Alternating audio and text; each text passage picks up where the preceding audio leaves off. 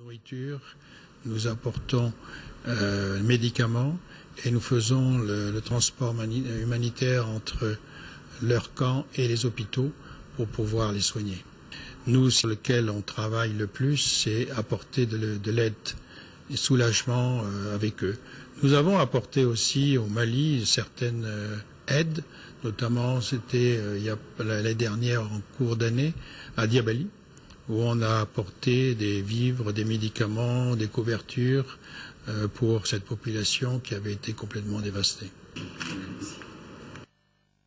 Les femmes écrivaines d'Afrique étaient ce samedi les invitées à déjeuner de la première dame du Mali. Ce fut un moment de rencontre et d'échange autour de mets africains. Keïta Aminata Maïga a salué le courage de ses sœurs dans la résolution des conflits à travers leurs plumes.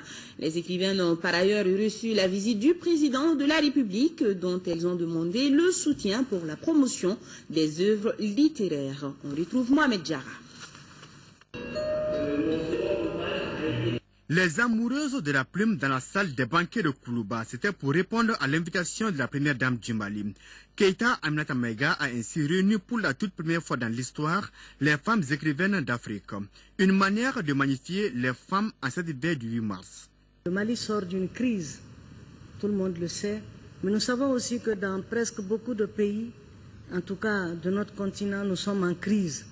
Et vous avez la plume. La plume est belle, la plume peut être dangereuse aussi parce que nous sommes dans des pays où la population est souvent analphabète. Et souvent nous traduisons, nous sommes des pays, en tout cas le Mali est un pays oral.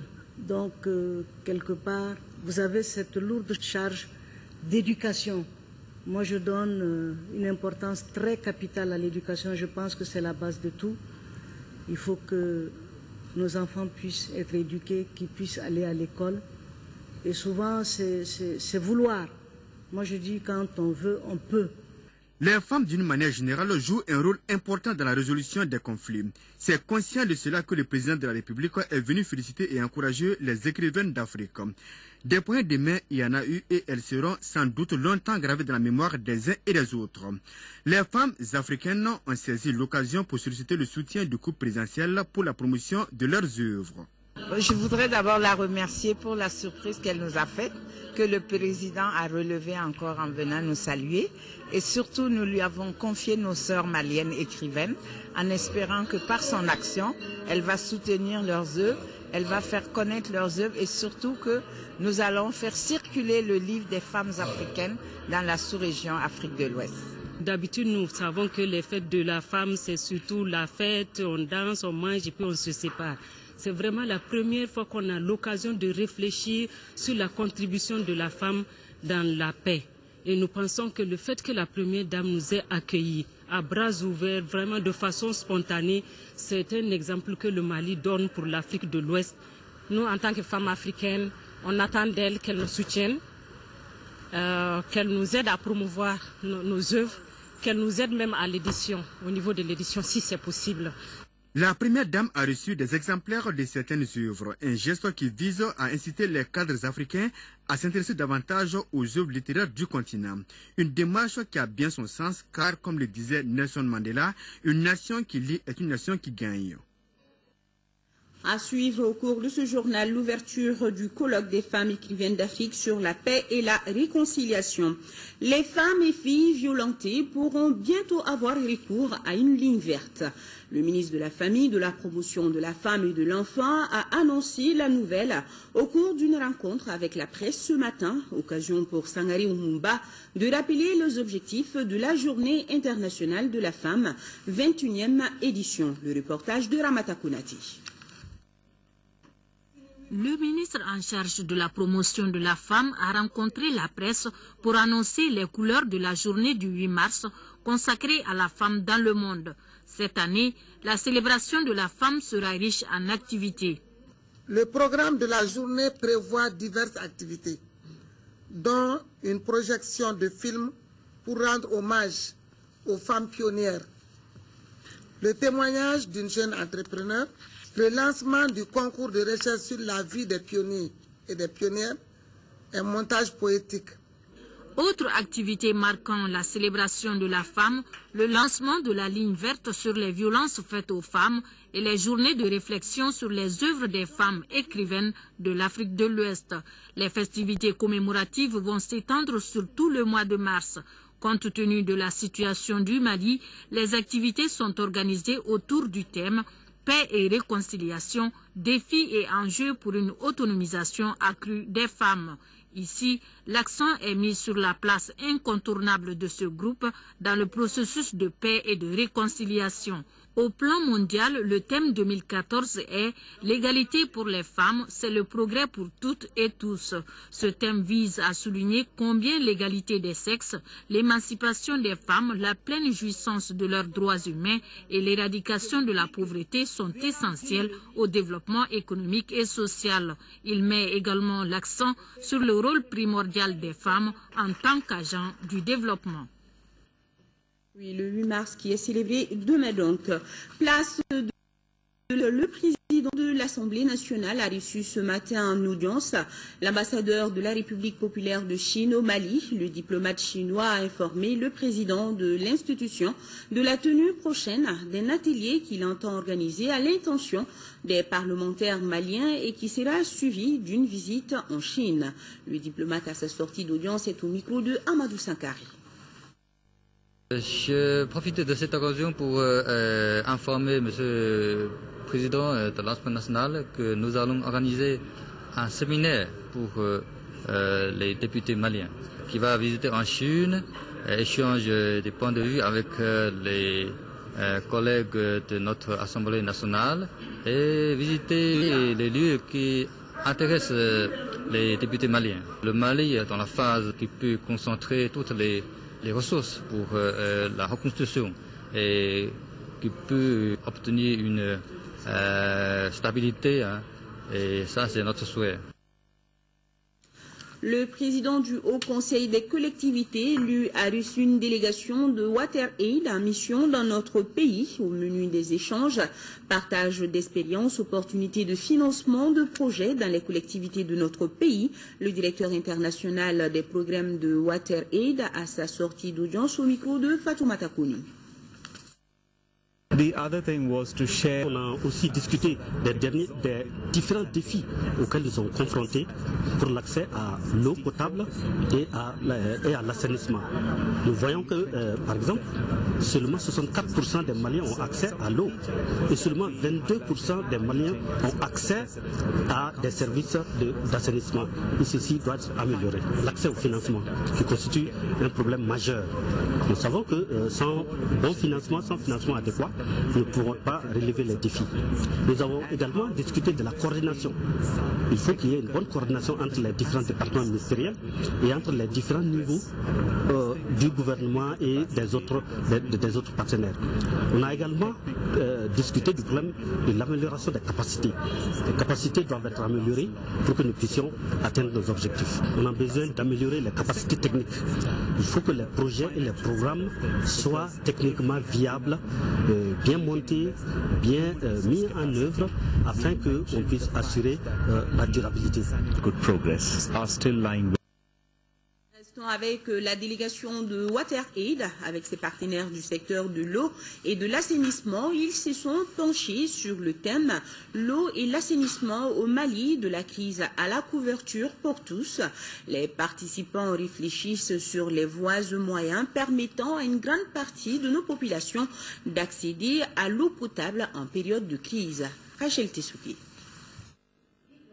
L'accès à l'eau potable est un droit naturel pour tout individu. La pénurie de cet élément précieux entraîne de graves conséquences dans les domaines de la santé, de l'éducation et de l'économie du pays. C'est pour cette raison que WaterAid s'est fixé comme objectif d'atteindre un taux de 82% d'accès à l'eau potable d'ici 2015. Nous intervenons déjà au nord à travers bien sûr des réhabilitations des points d'eau, mais aussi la réhabilitation d'infrastructures d'assainissement dans les milieux scolaires, dans les centres de santé, mais aussi dans les marchés. Nous avons fait des études pour identifier la vulnérabilité dans certaines communes, la vulnérabilité au risque que ce soit des risques d'inondation ou de sécheresse. Malgré la crise qui a secoué notre pays, WaterAid a toujours été présente aux côtés des populations pour que l'accès à l'eau potable et à l'assainissement ne soit pas un luxe pour elles. Nous avons travaillé avec la Société malienne du patrimoine de l'eau potable pour l'extension du réseau dans les zones périphériques, parce que suite à la crise, bien sûr, il y a eu beaucoup de personnes déplacées et ça a augmenté la pression sur les ressources en eau au niveau de Bamako en l'occurrence. Donc dans les quartiers périphériques, nous avons travaillé à faire des branchements sociaux. WaterAid intervient dans 5 régions, à savoir Koulikoro, Ségou, Mopti et Gao, plus le district de Bamako. Sa mission est de transformer des vies en améliorant l'accès à l'eau potable et l'hygiène dans les communautés les plus pauvres du monde. Bientôt, une nouvelle loi qui va mieux protéger les consommateurs maliens. Le projet de cette loi sera soumis à un atelier de validation avant sa transmission au secrétariat général du gouvernement. Le texte était au centre de la première réunion du Conseil national des prix au titre de 2014. Il a pour objet d'assurer l'information correcte du consommateur sur les biens ou services qu'il acquiert ou utilise. Bourama Traoré, les détails. Première réunion du Conseil national des prix au titre de l'année 2014, des préoccupations réelles sur la table de discussion. En ligne de mire la pénurie de gaz. Depuis quelques mois, les bouteilles de gaz deviennent de moins en moins visibles sur le marché. Principale raison du non-paiement par le Trésor des factures des importateurs de gaz. À la date d'aujourd'hui, le montant est supérieur à 2 milliards pour des opérateurs qui sont obligés d'aller acheter au comptant chez le fournisseur, venir vendre le produit et attendre 7 mois, 8 mois pour se faire payer. Le cheminement est très difficile à soutenir. L'État consent de gros efforts pour faciliter l'accès des populations à ces produits. Illustration, sur chaque bouteille de gaz de 6 kg par exemple, la subvention de l'État s'élève à 3 000 francs CFA, sans quoi la même quantité de gaz devrait coûter aux consommateurs 6 500 francs CFA. Du côté du département du commerce, les dispositions pratiques sont en cours pour trouver une solution définitive à cette situation. De quoi rassurer les opérateurs gaziers. Je pense que le ministre nous a rassurés. Il nous a demandé de lui adresser un courrier par rapport aux montants de façon individuelle de toutes les sociétés, les montants qui sont au niveau du Trésor et puis les montants qui sont déjà au niveau de l'AMADER. Si ce n'est pas une première, c'est en tout cas une étape importante que viennent de franchir le ministère du Commerce et les associations des consommateurs du Mali. Un projet de loi sur la protection des consommateurs. Le texte vise à assurer l'information claire du consommateur sur les biens et services qu'il acquiert ou utilise. Il fixe également les conditions et procédures relatives à la réparation des préjudices subis par les consommateurs. Ce projet sera soumis à un atelier de validation avant que le débat ne s'engage dans le processus d'approbation gouvernementale. Dernier point évoqué à la réunion du Conseil national des prix, la situation des produits de large consommation tels le sucre. Constat, les différents marchés du pays sont bien approvisionnés et les prix restent stables. Nous souhaitons que ça continue ainsi, que le gouvernement fournisse en collaboration avec les importateurs pour qu'on continue toujours à ravitailler correctement le sucre. La consommation annuelle du Mali en sucre est estimée à 250 000 tonnes selon les statistiques du ministère du Commerce. Une consommation qui dépasse largement la production nationale actuelle, estimée à 55 000 tonnes. Le mercredi 5 mars au jeudi 6 mars, un incendie s'est produit au marché des Kola, communément appelé Worosougou. L'incendie a fait plusieurs dégâts matériels, mais aucune perte en vies humaines. Cet après-midi, la Commission nationale de lutte contre les incendies dans les marchés et une équipe de la Chambre de commerce et d'industrie du Mali se sont rendus sur le site. La délégation est venue mesurer l'ampleur des dégâts et transmettre la solidarité du gouvernement aux victimes du drame. Fatoumata Kone, compte rendu. Dans la nuit du mercredi 5 mars, le marché de Kola a été pour la deuxième fois victime d'incendies qui continuent de consumer les lieux. Situation qui a marqué les esprits de tous les Maliens, surtout les commerçants de Worosougou. Catastrophe naturelle certes, mais à qui la faute? Pour le savoir, autorités et populations sont mobilisées pour dégager les responsabilités. C'est pourquoi depuis cet événement, le ministère en charge du commerce a accompagné de ses démembrements n'a cessé de dépêcher des équipes sur le lieu des dégâts. En ce vendredi, la Commission nationale de lutte contre les incendies dans les marchés et la Chambre de commerce et d'industrie du Mali constatent une situation récurrente et propre à tous les marchés de Bamako. Problèmes d'engorgement du marché, branchements anarchiques sont sans nul doute à l'origine de ce sinistre. Le débat est ainsi lancé: qui blâmer et que faut-il faire pour éviter de tels événements désastreux? Et je vous le disais tantôt, nous avons un invité dans ce journal. Il s'agit de Adama Moussa Guindo. Il est le président de la Commission nationale de lutte contre les incendies dans le marché. Bonsoir, monsieur Guindo. Bonsoir. Bienvenue sur le plateau de notre 20h. Alors, la première question que j'ai en tête, c'est de savoir qu'est-ce qui est à l'origine de ces incendies. Elle vient d'en citer quelques-uns, mais qu'est-ce qui est à l'origine selon vous? Je vous remercie. L'origine des incendies, les gens citent beaucoup le courant, l'électricité, mais les causes d'incendie sont nombreuses et diverses. Les premières causes, ce sont les feux nus ou feux ouverts, c'est-à-dire les charbons ardents, les mégots de cigarettes, les fournaises qui se trouvent au niveau des marchés, ceux qui font du thé, etc. La seconde cause, c'est effectivement les courts-circuits dus au branchement anarchique sur le réseau DDM. Voilà. Ensuite, bon, il y a aussi des cas d'indiscipline liés, n'est-ce pas, à l'utilisation abusive, n'est-ce pas, de certains articles comme les pétards, par exemple. Alors, est-ce qu'on peut dire que c'est la raison principale de la création d'une commission? Ce n'est pas la raison principale. La raison principale, c'est que un incendie de marché est très dommageable pour l'économie nationale. Vous savez, le marché, c'est un lieu où s'effectuent les échanges de biens entre les populations. L'artisan, il y vend ses marchandises, le cultivateur, il y vend ses produits, l'éleveur, il y vend ses produits, les commerçants qui importent, ils vendent leurs produits. Donc c'est un lieu d'échange, c'est un lieu hautement économique. Donc quand il brûle, c'est des centaines de milliers de nos francs qui s'en vont.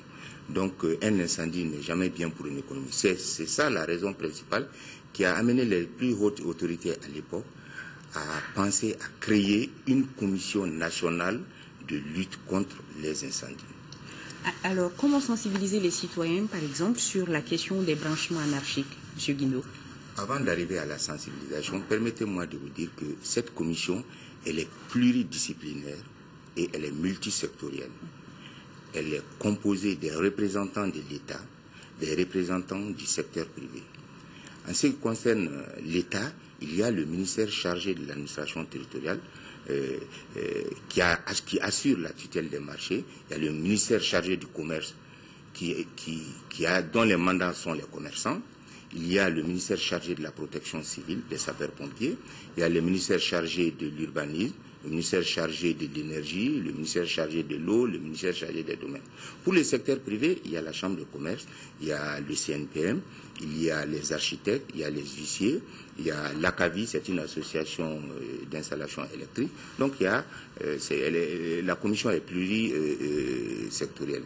Maintenant, quant à votre question de savoir qu'est-ce qu'on a fait, n'est-ce pas? C'est ce que vous avez demandé. Oui. Bien. Comment sensibiliser les citoyens sur la question des branchements anarchiques? La sensibilisation est l'une des 11 mesures urgentes que nous avons envisagées à notre niveau.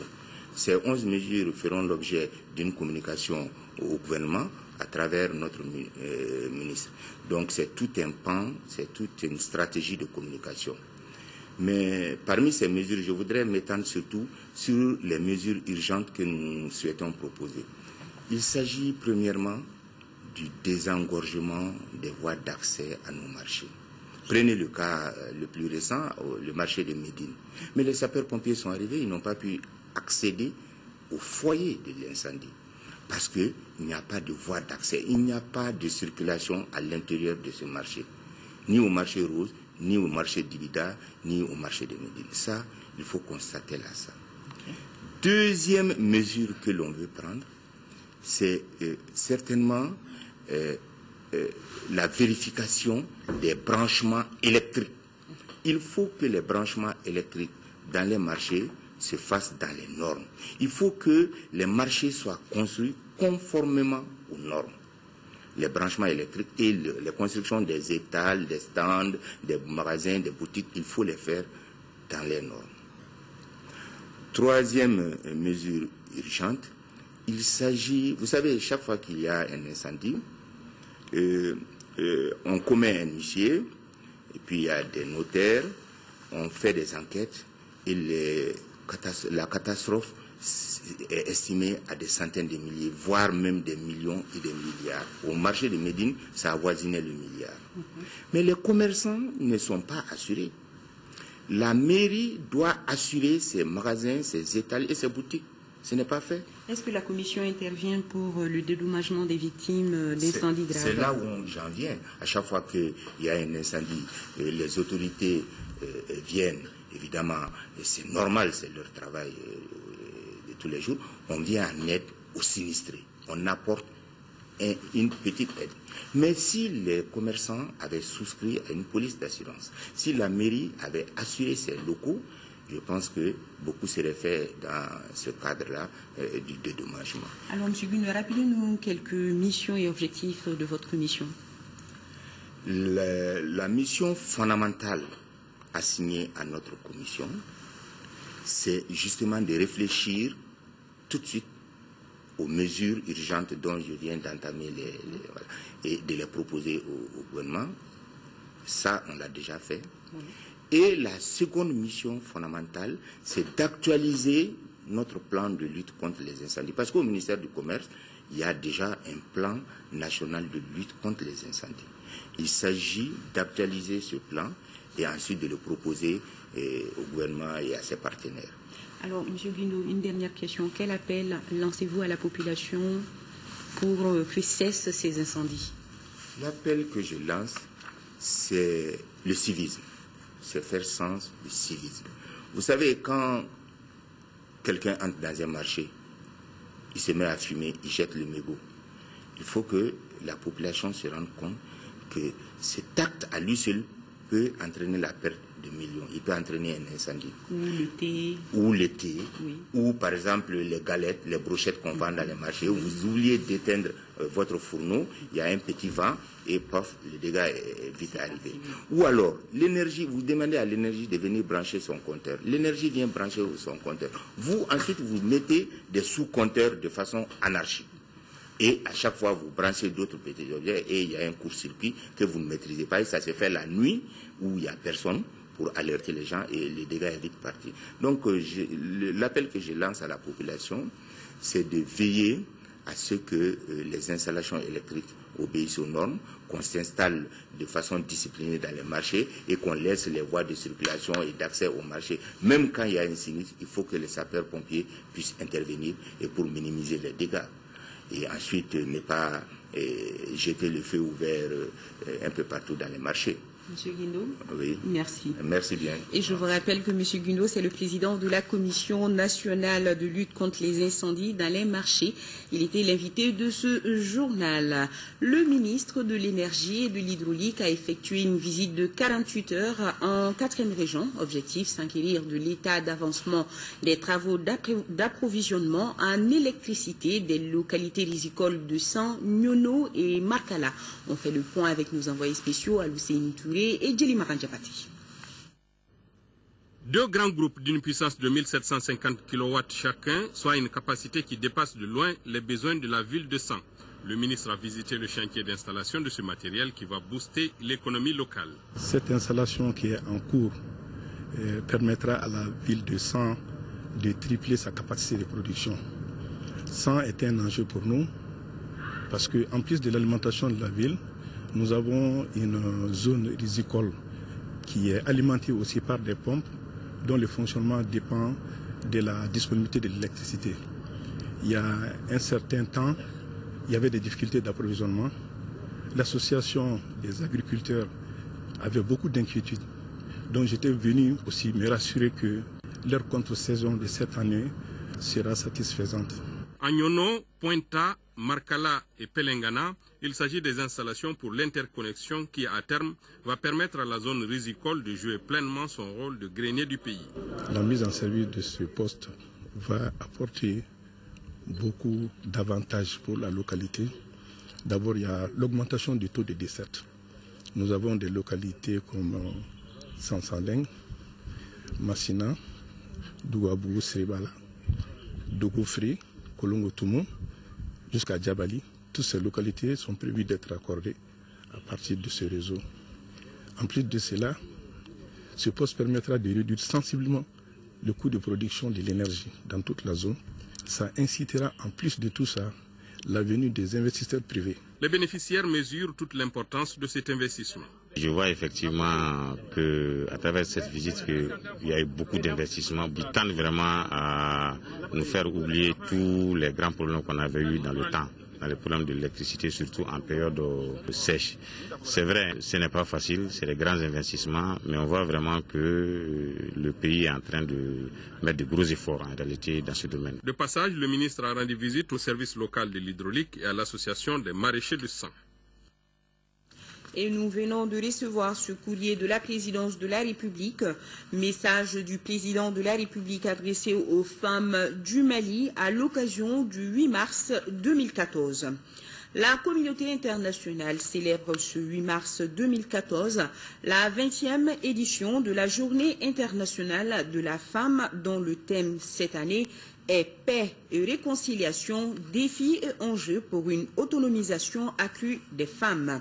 En cette heureuse occasion, je voudrais magnifier le combat héroïque des pionnières qui, aux côtés des pères de l'indépendance, se sont battus avec opiniâtreté pour la reconnaissance des droits élémentaires de la personne humaine.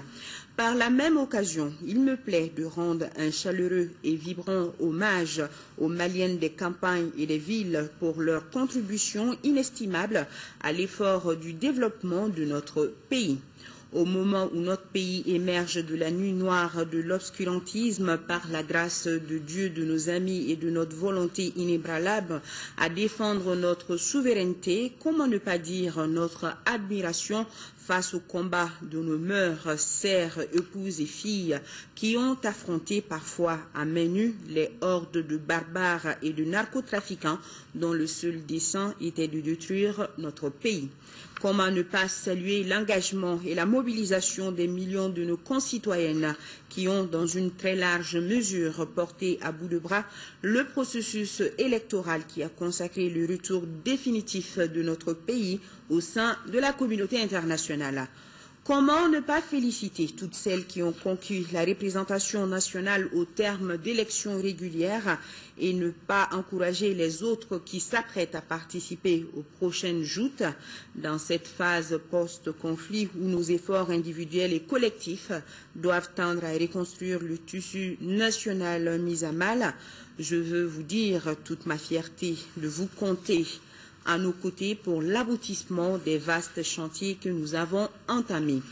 Enfin, je voudrais joindre ma voix à celles déjà très nombreuses au Mali, en Afrique et à travers le monde pour féliciter notre sœur, Madame Fadimata Touré, qui a reçu cette semaine même des mains de Madame Michelle Obama, première dame des États-Unis d'Amérique, le prix international des femmes de courage 2014. Bonne fête du 8 mars aux femmes du Mali, d'Afrique et du monde, signé le président de la République, Ibrahim Boubacar Keïta.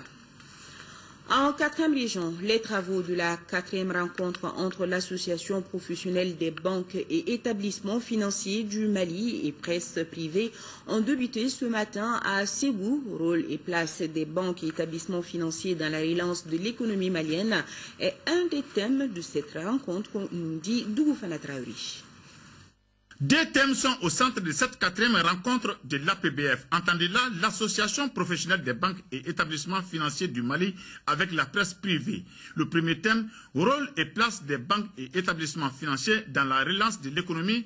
Et le deuxième thème, quelle presse pour accompagner la relance de l'économie malienne. Les banques et établissements financiers du Mali sont conscients de l'état actuel de notre économie. C'est pourquoi toutes les opportunités sont bonnes pour relever les défis. L'APBF fonde beaucoup d'espoir sur les présentes assises pour véritablement concrétiser un cadre de dialogue et de partenariat dynamique et durable avec les organes de presse de notre pays pour assurer l'information, la sensibilisation et l'éducation financière des populations. La relance économique du Mali post-crise de 2012 s'inscrit parfaitement dans les préoccupations de la profession bancaire. L'accès du plus grand nombre d'entreprises, et notamment des petites et moyennes entreprises et des petites et moyennes industries aux services bancaires et financiers, est un objectif réaliste et réalisable vers lequel nous devrons tendre. La presse. Oui, la presse sera aux côtés des banques et établissements financiers pour les accompagner dans l'atteinte de la relance de notre économie. La presse se félicite encore une fois du maintien de ce cadre de rencontres et d'échanges et nous espérons que, comme par le passé, de nos rencontres sortiront des résolutions qui permettraient à la presse d'avoir plus de contacts avec les banques, d'avoir plus de relations. D'entrée de jeu, la capitale des Balazans s'est réjouie de la tenue de cette rencontre chez elle, car l'économie ségovienne a fortement été secouée lors de la crise de 2012 et 2013. Le secteur de la banque comme celui de la presse constituent dans cette lutte pour la relance économique des acteurs incontournables. C'est pourquoi je souhaite que de vos échanges puissent sortir des résolutions très fortes et à même de profiter à tous les acteurs de la vie socio-économique de notre pays. Cette 4e rencontre de l'APBF, qui regroupe une centaine de participants, dure 2 jours. Le ministre délégué chargé de la promotion, de l'investissement et de l'initiative privée en séjour à Sikasso a rencontré les opérateurs économiques et visité certaines unités de transformation des produits locaux. Idrissa Goulou Sissoko était de la tournée. Le ministre délégué chargé de la promotion de l'investissement et de l'initiative privée a voulu échanger avec les opérateurs économiques de la région de Sikasso sur leurs préoccupations, coûts élevés des impôts et taxes, certification des produits, problèmes d'emballage ont été les problèmes évoqués. Le ministre a quant à lui invité les opérateurs économiques à aller vers l'industrialisation, créateur de richesses. C'est un constat d'une part de satisfaction de voir qu'on a du potentiel, un grand potentiel au Mali, d'une part. D'autre part aussi, je dirais un petit chagrin de voir que le potentiel n'est pas, on ne bénéficie pas beaucoup de potentiel. On peut savoir qu'aujourd'hui, le potentiel que nous avons, il faut qu'on aille au-delà. Il faut qu'on aille vraiment dans cette industrialisation-là. Et je pense que les compétences ne manquent pas. Nous avons tout ce qu'il faut pour réussir. Il n'y a aucune raison pour ne pas réussir.